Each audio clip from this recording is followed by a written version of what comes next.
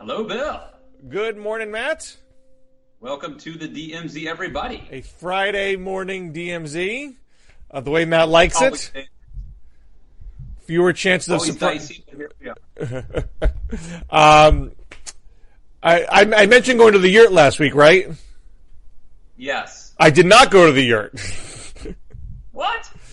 My older daughter got a week-long fever, and so the two of us had to stay home, and my wife and other daughter got the yurt, which was probably quite posh. This was not a rustic yurt. This was a glamorous yurt. But I did. So did you? I think the ideal Bill Scher vacation though is you on a lawn chair reading some thick history book. Were you able to do some reading? I had the time to do it. I really didn't. I'm on a Monroe book right now for my presidential book club. I mean we're going to do Madison next month, but I have to read ahead to choose the book for the subsequent one. So I'm going through a couple Monroe books, but I ended up spending more time watching Family Ties with my daughter. I've turned her on to Family Ties. Oh, so good. The thing about Family Ties is it starts off really heavy. Like, it does not waste time into giving you the very special episodes. Like, within the first 10, Alex loses his virginity to a college student, family friends sexually, tries to violate Mallory, they're robbed and they get a gun in the house. Oh yeah. Yeah. This is literally the first 10 episodes. Yeah. So they're kind of, the same thing happened to Family Ties that happened to The Simpsons, which is that the father gets progressively stupider throughout the series. That's a little harsh. Well, Michael Gross, doesn't he become more of a caricature as it goes on? Well, I was Googling around after watching a bunch, and so I stumbled across an interview that he gave after it was over, and he said, it's well known that I wasn't totally happy on the show. The show was initially pitched as about the parents, and it very quickly became about the kids. And so he became just less and less of a main character in the show. Well, I think that's also that's like a Happy Days thing, right? Where Fonzie originally is kind of an afterthought. Like, Fonzie is just like a background character, right? And then by season 2, they want to change the name to Fonzie's Happy Days, right. And I think Alex P. Keaton had that same thing. He became a sex symbol or an icon or something. Maybe in certain circles. Maybe in certain conservative circles. I can tell you one circle. I mean, people don't know this, but if you're of a certain age, as I am, I mean, Alex P. Keaton is on the same list with Reagan, Oliver North, Rush Limbaugh of like defining figures of me politically. I mean, Alex P. Keaton is probably one of the big reasons that you could be like a young conservative. This is not, I'm sure, where you want to go with this discussion, but so the very first episode is Alex falls in love with somebody who goes to a restrictive racist country club. Yes, and his parents are horrified that he's willing to look away from the racism to chase this girl. But by the end, Alex sees things his father's way. So there always was this element to Alex that made him a complex character. That sort of his parents' liberalism is like in there somewhere. He's not completely the worst. But having said that, watching it with a young daughter, Alex is brazenly sexist repeatedly. But everything, and I have no doubt you're right, but in fairness, man, everything back then was ridiculously sexist. My whole parenting life is about calling attention to utterances and examples of sexism and misogyny in almost everything that we watch.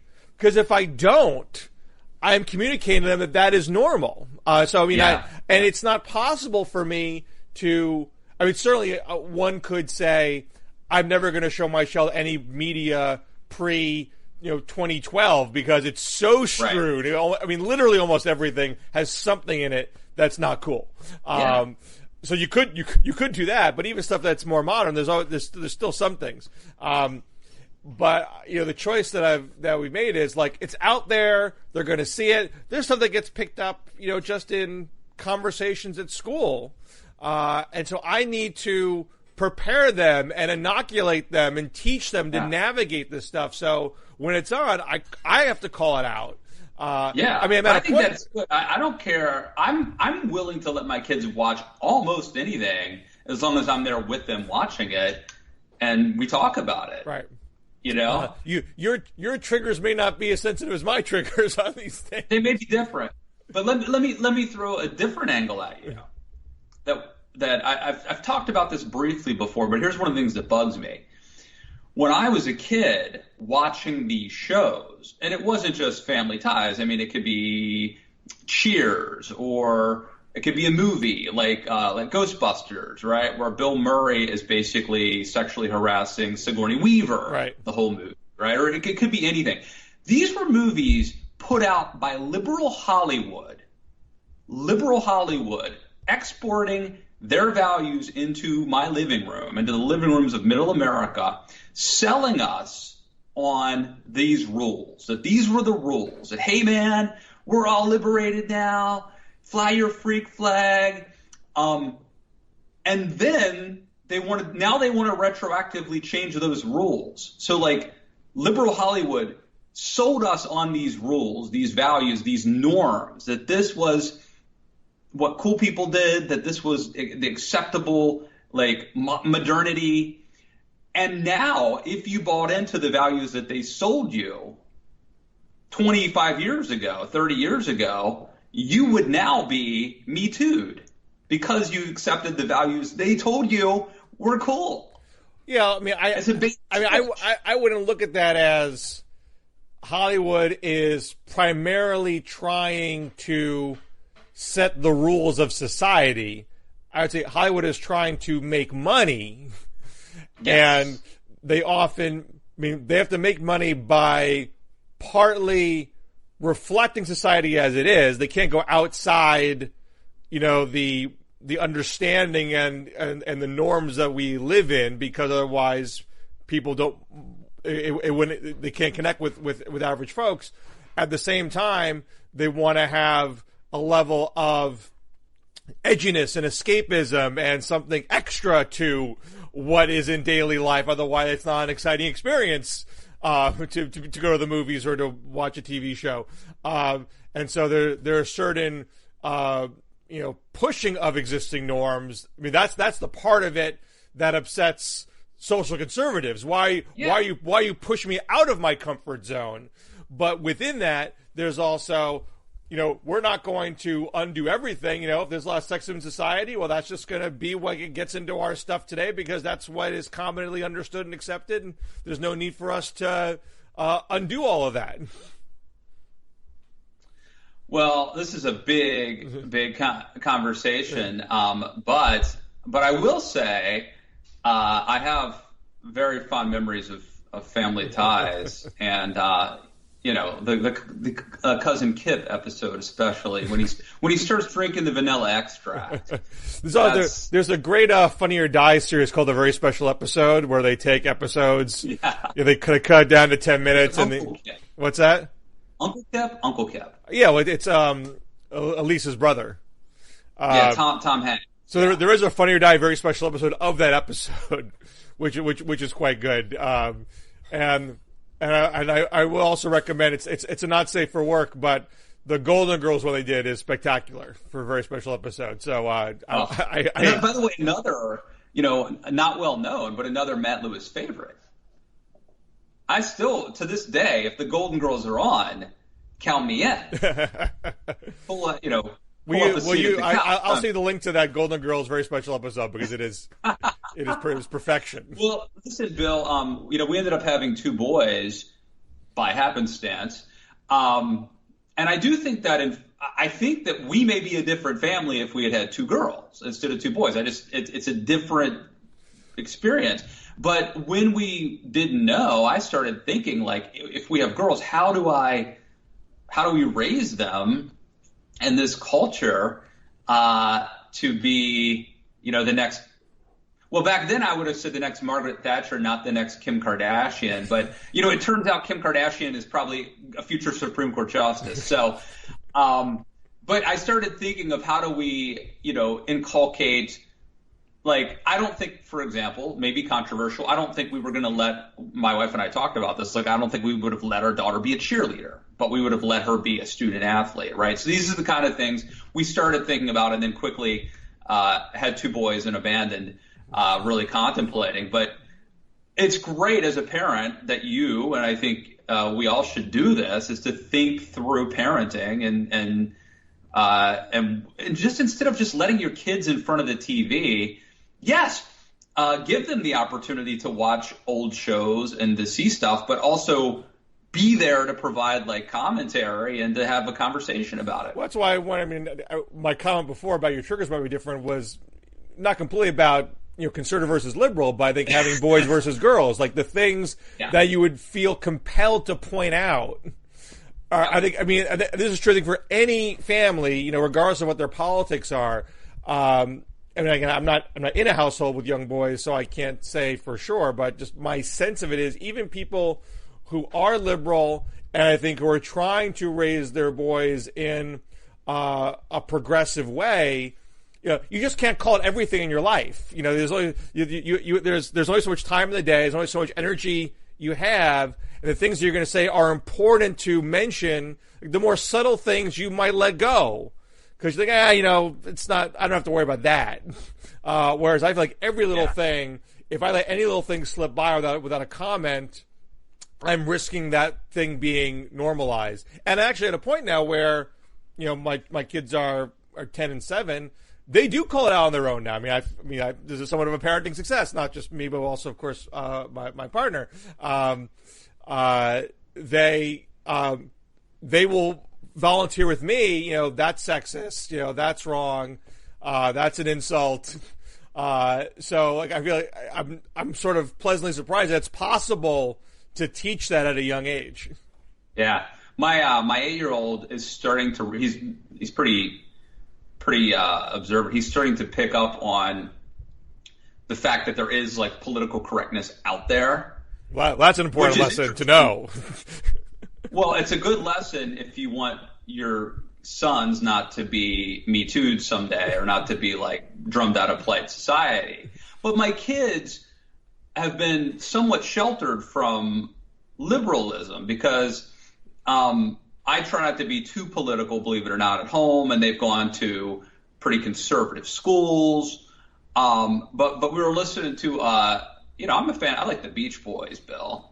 It's hard to find better music than the Beach Boys are great, especially Pet Sounds, but even the sort of oldies stuff. And like we were listening to like California Girls, and my oldest boy pointed out that some women may find this objectionable. He's 8 years old, but he realized that that what the Beach Boys were singing about, which we all grew up with as if it was like totally normal, to be objectifying East Coast girls and West Coast girls and all that. My 8-year-old picked up on some women may find this objection. So for you, is this a parenting success or a parenting failure? I consider it a success, if for no other reason than that he is observant. So you are raising a politically correct child. Well, at least, yeah, I guess so, right? I guess so, to a certain degree. But to a certain degree, there is a fine line between like being polite and being politically correct and between being politically incorrect and being a jerk. There is that line, and so it's a subtle thing. But let's shift gears to our usual business. That's better than anything we're going to talk about. Probably. We just do a show where we watch Family Ties episodes and just do the running commentary over it. Hey, you laugh, but my friend Chris Novembrino of the All in the Family podcast literally does that. Right. He has a podcast where he and his partner watch in order an episode of All in the Family and do like an hour-long show about that episode. So maybe it happens. Yeah, did you watch the live All in the Family Jeffersons that was on ABC a few weeks ago? No, but I had Chris on to talk about it. He saw it and to sort of go over it. Because I thought it was okay. I'm glad they did it. I watched some of the clips, right. And I thought the opening with Woody Harrelson, the singing was kind of cool. Yeah, well, Marissa Tomei I thought did an excellent job. I thought she was the best of everybody in that redo. But I'm a Marissa Tomei fan. I'm a bigger fan than like George Costanza. So Marissa Tomei was 8 years older than Gene Stapleton when Gene Stapleton first did Edith Bunker. Amazing, and it just goes to show you how much of this is acting, and also how much of it is style and yeah. But I thought they chose not the best episode to redo for the All in the Family. They didn't choose a terribly political episode. Yeah. And I think the most classic episode, and maybe they didn't do this because it didn't have as many characters. It didn't have George Jefferson in it. It had Louise Jefferson in it. The first episode where you see Louise is the episode when the house next door to the bunkers is bought. And it's one of the best scenes where Archie is reminiscing with his white neighbor that remember that time when we kept the Jews out of here? Oh, that was great. That guy was going to sell the Jews, and you organized the community, and you got us to keep that out. That was good times. He's like, oh yeah, that was great. And then you see that he sold the house to Louise Jefferson, that kind of really politically edgy stuff was what was the better episodes. Yeah. And I didn't think they chose that for that reboot. Sammy Davis Jr. One time did a cameo, and that was like a really good episode. It's so interesting. Seriously, if you're at all interested in that show, check out this podcast because, man, they get granular, and it's a super interesting show. And in some ways, it could have been better too. It's funny to hear them talk about each episode and how if they had done this a little different, it could have been better. Okay, I'm procrastinating on Mueller long enough. So, all right. There's been a lot of Mueller commentary. Didn't bring his A game. Didn't bring the theatrics. And then there's they're like, why are we talking about theatrics? There's a lot of substance here. Why are we treating this like it's a movie? Where do you come down all this? It was a horrible, horrible performance. He didn't bring his A game. He didn't bring his B game. It was very bad. And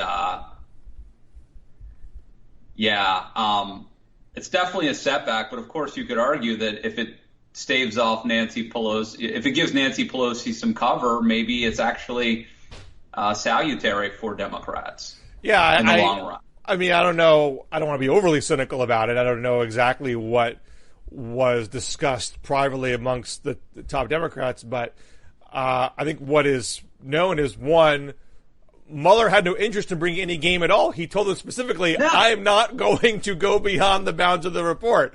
I'm not. Let me read this tweet. Is it Lou? I think it's Ted Lieu. Lieu, right? He tweeted, and it made sense, an analogy. Mueller gives us a slice of bread. puts ham on it, and then another slice of bread. We say that's a ham sandwich. Mueller says, I didn't make a determination whether or not it's a ham sandwich because I was instructed I can't call it that. Mueller is so frustrating. And I just wonder, if Mueller, I just don't think I just don't think he's at his A game, But I don't think it's about, stamina or age or whatever. There were Democrats beforehand who were saying openly, why call him? And the response was, well, not everybody read the book. We need to give them the movie. They were talking about in theatric terms. Well, if it's going to be a show, don't cast a reluctant actor for the main role. He told you in advance, I'm not here to give you the razzle dazzle. What I said is in the report, and I'm not going to go beyond the report. And he literally did that. Well, what bugs me too, and it's along the lines that you're saying, is those of us who were saying the optics were horrible, his performance was terrible, are saying, well, how can you make it about optics? Well, that was the whole point. You said you wanted to get him on video. That was your whole strategy. The whole strategy of the Democrats was to have a soundbite. If you didn't need the optics, you wouldn't have the hearing because you have the report. Right. And if the report was enough to impeach, you'd impeach right now. And obviously for some people, it is enough. It's not enough in terms of actually having the votes. I keep seeing these cameras. Democrats have 90, 95. Well, you need 218 to actually impeach, and you're going to need 67 senators to actually convict. So, having less than half of your caucus is not some grand success. Now, of course, there can be movement upward. Where you are today is not where you're going to be tomorrow. But one of the other arguments from the hardcore pro-impeachment crowd is, once you have the hearings, once people see it on TV, that's when the needle is going to move. Well, granted, we don't have the polling back yet, but I don't think anybody is expecting big poll movement after this hearing because it wasn't that dramatic. And that's why people do talk about optics, because even the advocates are saying that is what you need. That is, don't show me polls today. Once I put this on TV, then you're going to see some poll movement. Well, that's not necessarily the case. So those who thought this is part of the building blocks of an inevitable groundswell for impeachment, even if they're not admitting it today because they're reverting to, we shouldn't be talking about the optics. If there was going to be a sea change in public opinion that was going to make Pelosi change her mind, and even make it possible for the Senate to change its mind. And let's note that there are a number of impeachment advocates that say it's not about the Senate. It's about Democrats taking a stand, doing their duty. If Republicans don't do theirs, that's on them. So that aside, you need Pelosi to change her mind. Pelosi's not going to change her mind unless the politics become a lot more evident. And that politics isn't going to change unless something happens that's new from what's in the printed book. And you're running out of time to concoct that sort of moment because this moment wasn't it. I felt also like it is symbolic in a bigger way, or in bigger ways. So for a couple reasons. One, Donald Trump has consistently rolled over almost one by one elites and institutions. Right? It could be Paul Ryan, or it could be whatever.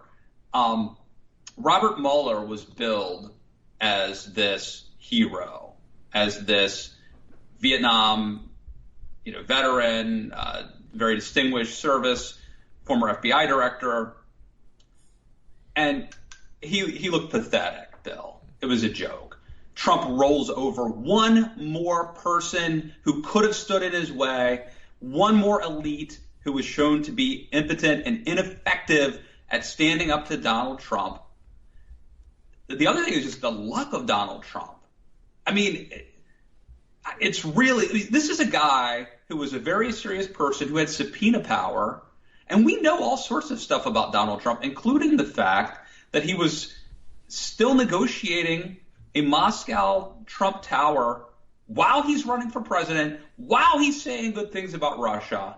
And Mueller can't find enough, it's pretty, Donald Trump is an incredibly lucky person. And then the last sort of symbolic thing that I see here is that Robert Mueller is a man of the past. He is a man tied to a bygone era where words and logic and honor and integrity meant something, and he is fighting a war in a time when Donald Trump and AOC know how to win. It's a new media era. It is a different era than the one Robert Mueller grew up in and actually was an adult in most of his time. And I think that he didn't fully appreciate or understand. I mean, for example, the way that he let Bob Barr take his report. Bob Barr? No, William Barr. William Barr. William Barr. Bob Barr was a congressman, right? Yes, and presidential candidate. Sorry. From 30 years ago. But anyway, the way he let the attorney general take his report, cast the narrative, and Mueller doesn't even speak up for a month or two. It felt like maybe it was 3 weeks, whatever. Mueller doesn't even put out his full report, doesn't come forward and say, this is misrepresenting my report. He is not playing a modern game. Well, but you're judging him on a standard of playing a modern political game. And that's not, I mean, he's not even trying to play that. I mean, he is staying within the bounds of his prescribed job. He is a prosecutor. When it comes to the courtroom, the people he has charged, he has gotten the convictions that he has wanted. And he has been very clear in saying, I'm not the public advocate for what happens in the political realm. I do my job. When I reach the end of my job, it's on you to do what you want to do with the information I provide to you, and that's it. Don't look to me to be the public figure agitating for this result or that result. You either die early, and you either die a hero or you live long enough to become the villain, or in this case, a joke. I disagree with you. I think that it was incumbent upon Mueller, once Barr started misrepresenting and even slightly spinning the narrative and setting the narrative, which Bill, once a narrative is set, it's very hard to change it. And Mueller didn't say anything. I don't think that would have made him a political prosecutor or an overly ambitious prosecutor to come forward and say, with all due respect, that's not what the report says. I mean, he eventually got there in his, I grant you. It took a while. After it's too late. We live in a world where once a narrative is set, it is very hard to change people's mind. The truth is halfway across the world. What is it? A lie's halfway across the world before the truth gets its pants on, or whatever the expression is. Which is falsely attributed to Mark Twain. It's not Mark Twain who said that. I think I said that. I don't know if Mueller felt if it was within the rules for him to have gotten the full report into somebody's hands who was not William Barr at the same moment that it was formally sent to William Barr. He might have felt, I'm just not allowed to do that. Or maybe he could have said something or leaked something, one day afterwards. I agree with you as far as shaping the narrative. He didn't do all that he theoretically could do. But again, he won't even. I'll go back to the tweet about the sandwich. Right. It's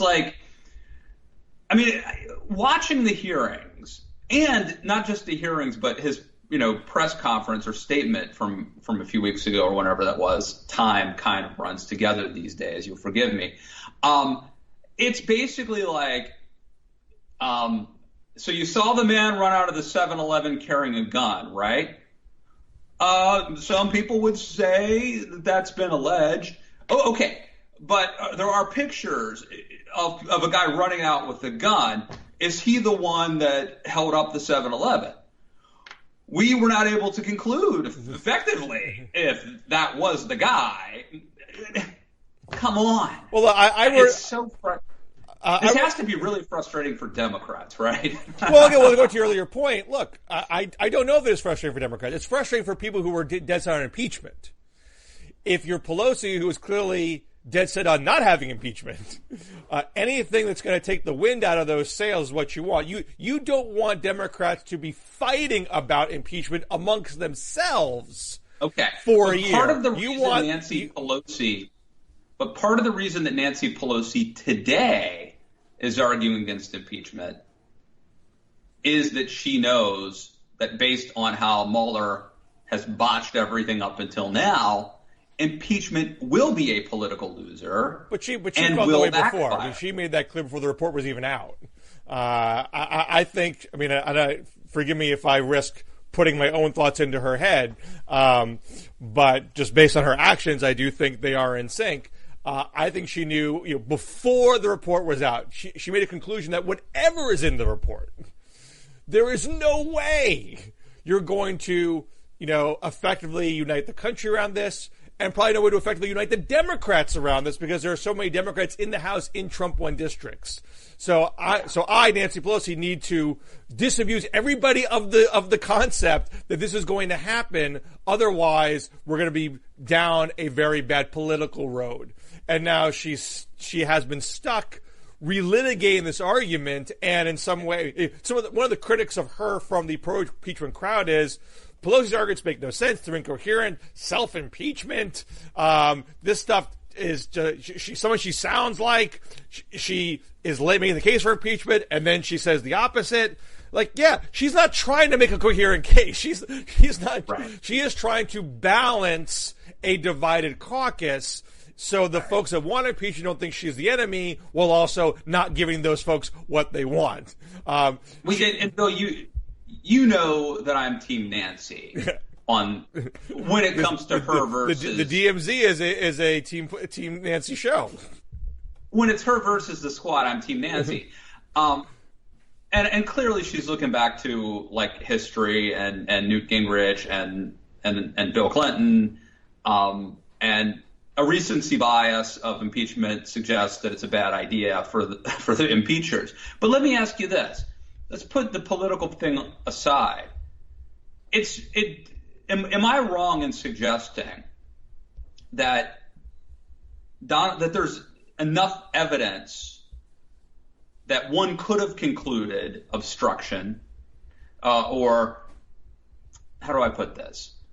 If you're for impeaching Bill Clinton, you could make a very similar argument that Donald Trump was at least equally worthy of impeachment based on the criteria. Sure, based on obstruction of justice criteria, absolutely.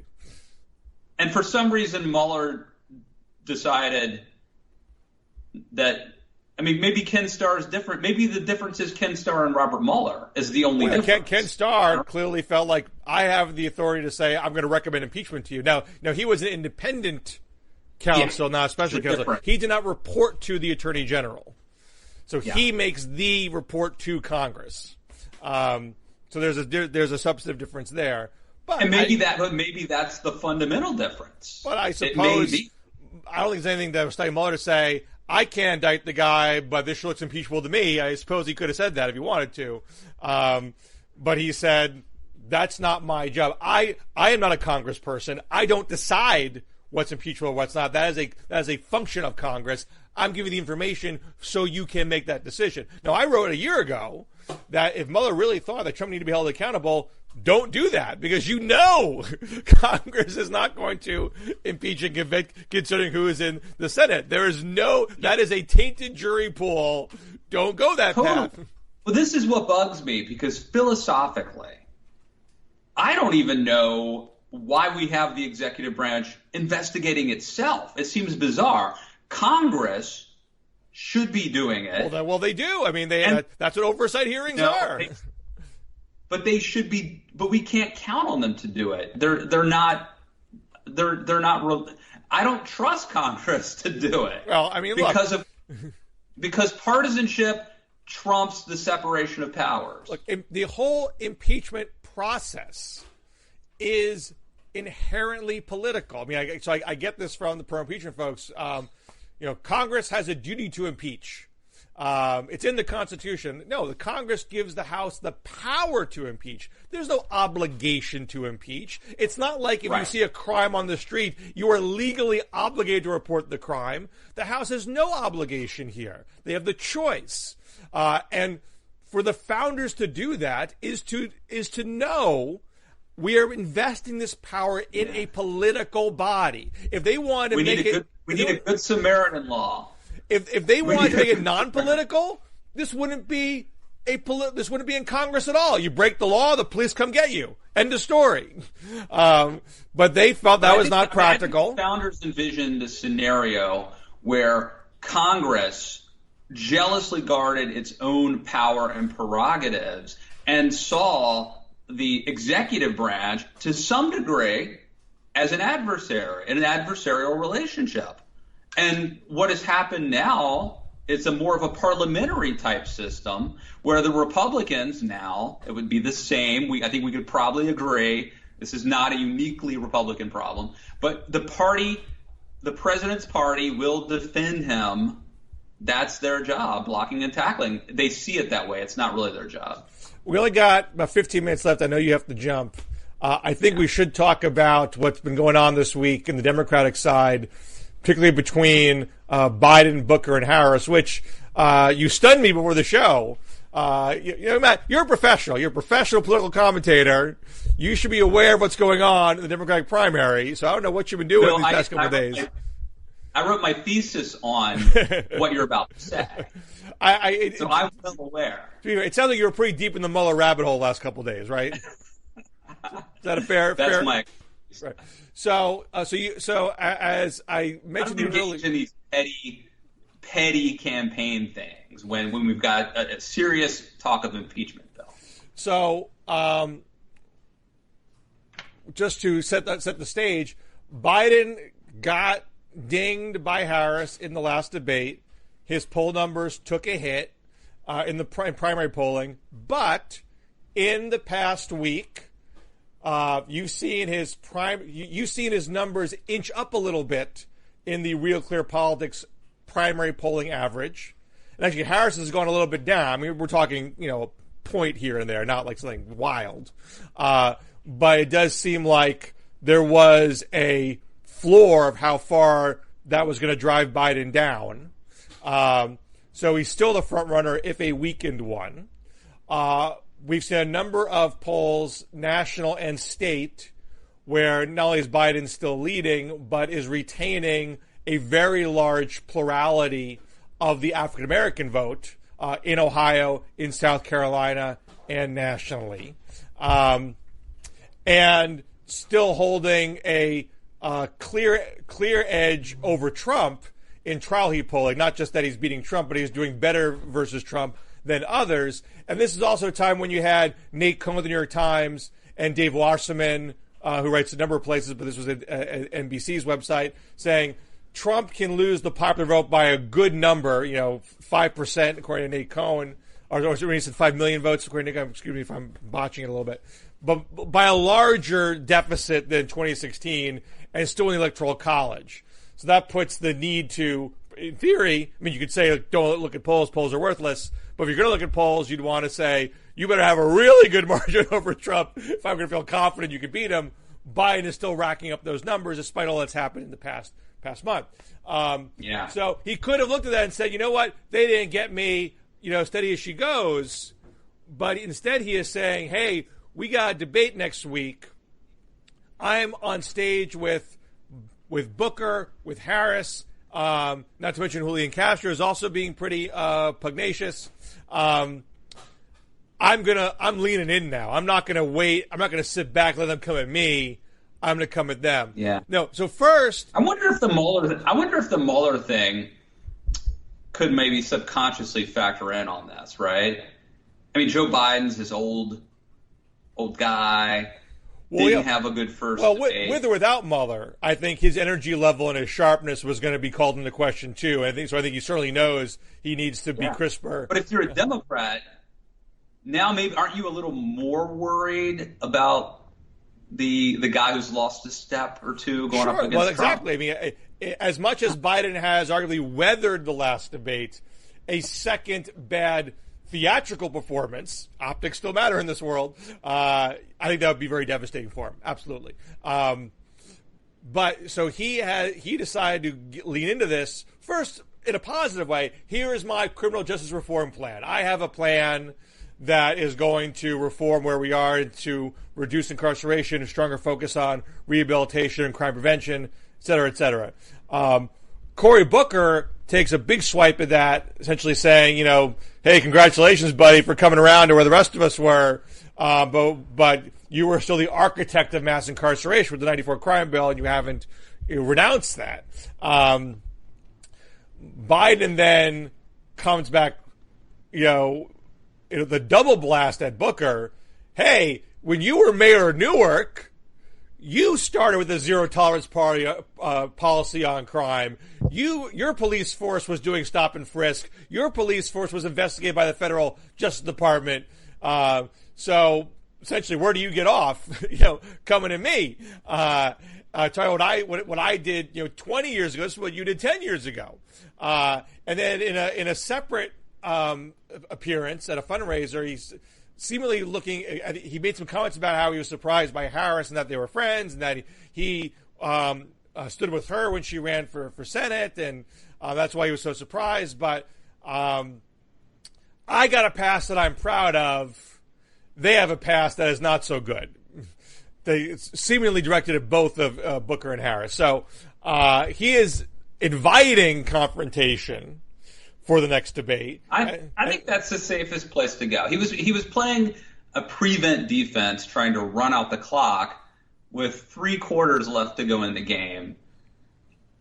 I think the safest, look, maybe it won't work, and maybe he's inviting more attacks and stuff. But I feel like the safest thing is a strong offense. For you, so long as you can execute your offense. Well, no one's going to leave. It's not like if I leave them alone, they'll let me alone. Like you never made the conclusion that being a piñata was not a good place to be. Being just parrying the attacks and trying to be above the fray wasn't going to fly. Yeah. Like a live and let live doesn't work as a front runner in a contested Democratic primary. And he could be completely betting wrong.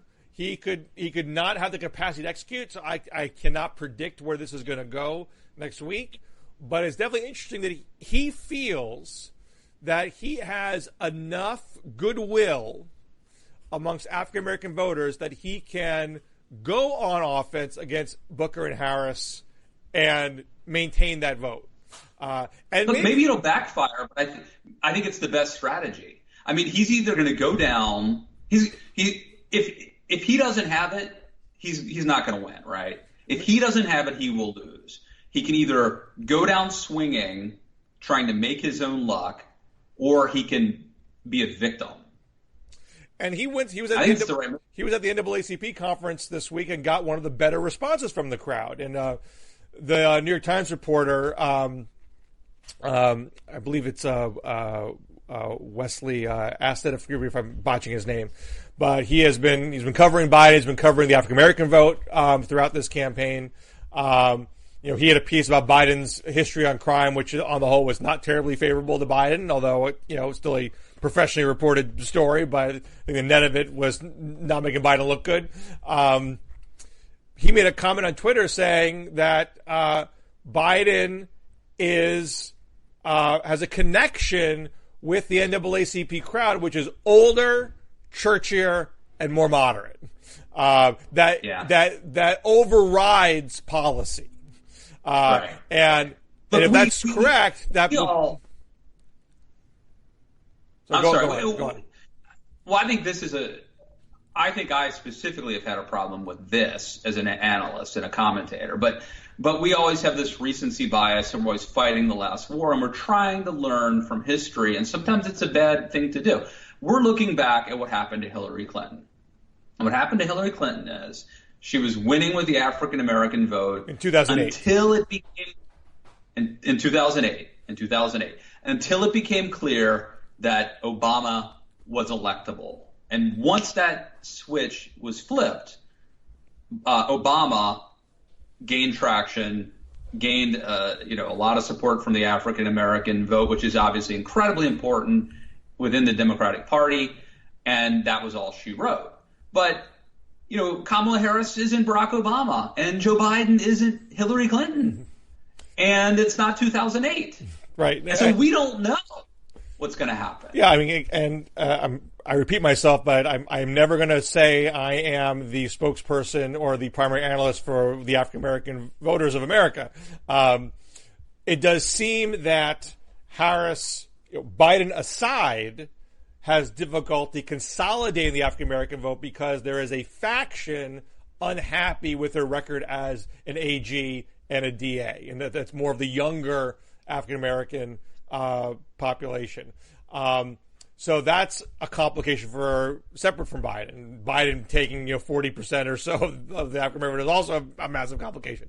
Now, to the extent that she could make this a binary choice, like 2008, Biden's no longer viable. He collapses on his own accord, partly because I found the soft spot, partly because he's not performing well. That vote will come to me by default. And I don't know if Biden's thinking this way, if this is, Machiavellian three-dimensional chess or not. By more provocatively attacking Booker and not Harris, elevates somebody who is essentially a third-tier candidate right now. Mm-hmm. And even if it's just getting him from 2% to 6%, that is an extra complication for Harris to consolidate the black vote. Oh, that's smart, Bill. That's devious. What are you, Lee Atwater? Come on. I like it. So Corey for president then. Let's start the campaign. I mean, there's no question the most action Booker has gotten in this campaign is his exchanges with Biden. Now, you could say, Biden just responded, to Booker's provocations. Booker jumped on Biden first after the segregationist comments, but Biden is welcoming it by leaning into that exchange in a way. And I mean, his critique of Harris so far is, hey, we were friends. This is not nice. There's a little bit of a tease about, is he going to go at Harris for her AG record or DA record, but he hasn't really done that in full yet. His critique of Booker is, you were ideologically impure as a mayor. And even goes as far as saying, Corey knows. He said Corey knows better twice so far in this campaign, which is very, very condescending and paternalistic. I would warn Biden to be careful because Cory Booker has a lot of testosterone and may take a swing, like may punch him in the face. Well, I mean, there's been some commentary that Booker was trying to run, as the candidate of love. Did you see this? Did you see the interview where Cory Booker said that? I saw the quote. I saw the quote. Okay. All right. I mean, he's definitely trying to be more pugnacious than he's known to have been. And then we talked about this in the past when Booker was doing the Spartacus thing. That's not Booker's wheelhouse. He's not at his best when he's doing. He's at his best when he's being upbeat and full of love. And he's in a situation where that's not an easy strategy. So we'll see if he can pivot and calibrate in a way that's useful. But anything that gets him in the press is a positive for him now. Because when you're at 1-2%, you got to do something. He's doing something, and Biden is helping him do something. The crazy thing is, he was probably a very good mayor of Newark, and he was this optimistic, entrepreneurial, hands-on, dude who was into school choice. And the messed up thing is that you can't win by being that guy. Well, I think the most objective way to look at this, and forgive me if this sounds too favorable to Biden at the end of the day, but as you know, man, I'm fundamentally a pragmatist, and I'm appreciative, respectful of the trade-offs that people in office have to make. Booker began as a zero-tolerance, broken windows mayor. He did reduce crime. but in doing so, angered many African Americans in Newark because of aggressive police tactics that were arguably infringing the civil liberties of people who were not criminals. And then Booker adjusted, and it took several years, but then pivoted towards pursuing more reform of the police department. So just as I think it would be unfair to judge Biden solely on the data points that put him in the harshest light, I would not judge Cory Booker on the basis of his inaugural speech in 2006. You look at the totality of the record and the totality of the Biden record, and they both are similar in that, hey, the crime bill was a factor in lowering crime, which was very high when that bill came into effect. Now people forget how bad things were, how bad crime was, and New York was essentially ungovernable, until Rudy Giuliani came along. And I'm not arguing that like broken windows policy is what you need to stop crime. There's a whole debate about that I don't need to get into right now. But I think the bigger point is it is really hard to meet the twin goals of reducing crime and avoiding needless incarceration. I'm not saying it can't be done or we shouldn't be trying to strike that balance, but all evidence is it's a hard balance to strike. And people who have been in the hot seat trying to find that balance and making adjustments along the way are not people that I think deserve our scorn. They're people that deserve credit for trying to find that balance. And both Biden and Booker, and I'd say probably Harris too, are people who have all tried to strike that balance over time. And maybe we'll get to a point where they all say, basta, we're kind of all similar candidates here, which of course is where Biden wants to be. He wants them all to be seen in the same light.